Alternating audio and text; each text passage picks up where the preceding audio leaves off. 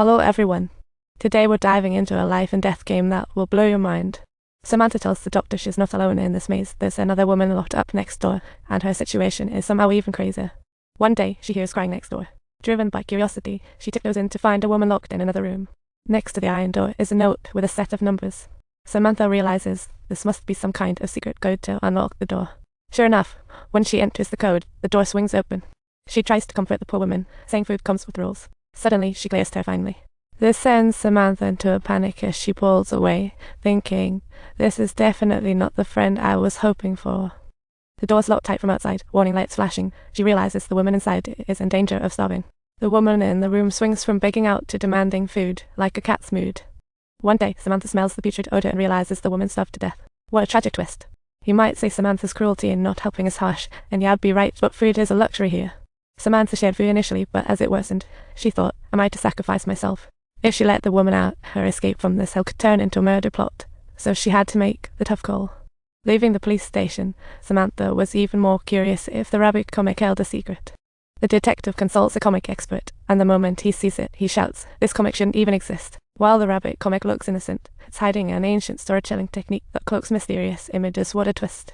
Robin becoming the rabbit-headed figure might just be connected to this comic, and the truth seems to be waving at the detective. But uncovering the truth isn't so easy. That night, he gets a weird video message. The video features the mysterious rabbit-headed figure claiming he's kidnapped a fairy. The detective springs into action, but arrives too late. By the time he arrives, the fairy is already brutally murdered, leaving the detective heartbroken. He never imagined trying to catch the killer would cost an innocent life. Before he can fully grieve, a noise comes from the bathroom. Pulling back the curtain, he finds the blood-soaked rabbit-headed man in the tub. This guy looks like the one who killed the fairy, but he claims he did it because his family was threatened.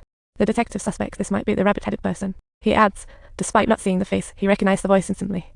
The truth seems on the verge of coming out, but in this situation, identifying the rabbit-headed figure is a huge deal. Soon after, police arrive, verifying the injured man, Ray, a dentist, speaks the truth.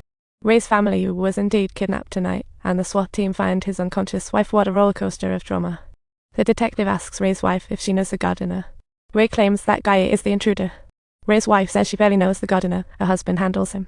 She only recalls his big facial birthmark.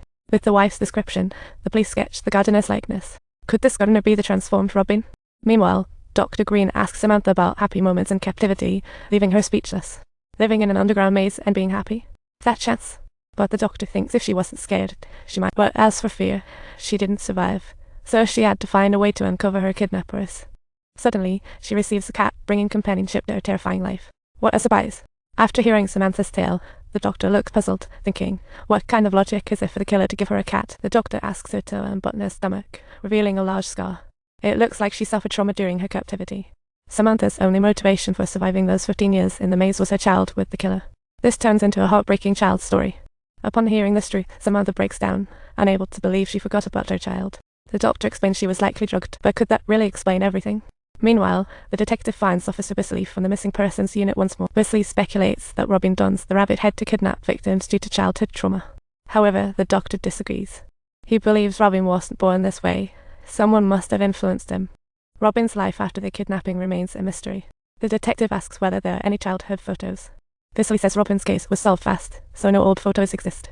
But he still gives the detective related files. The documents reveal that someone saw Robin near a church, and interestingly enough, there were plenty of rumors about that church. The detective hurries to the church and asks the current pastor if he's heard of Robin.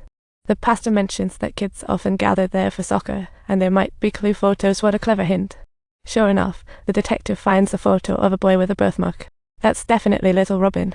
Just as he's about to leave, the pastor suddenly suggests that if he wants to investigate further, he might need to ask Little Bunny. Could Little Bunny be connected to the rabbit-headed figure? The pastor explains that Little Bunny is a nickname for a church teacher. Little Bunny lived in the basement before falling ill, fitting the legend of the Dark Child, the detective muses to himself. So, the detective rushes to Little Bunny's dwelling, unveiling an eerie secret. Could there be an untold truth hidden here? Next, the detective finds Little Bunny, but strangely, upon seeing him, he exclaims he's been waiting for the detective. If you enjoyed this story, don't forget to subscribe to our channel for more exciting content.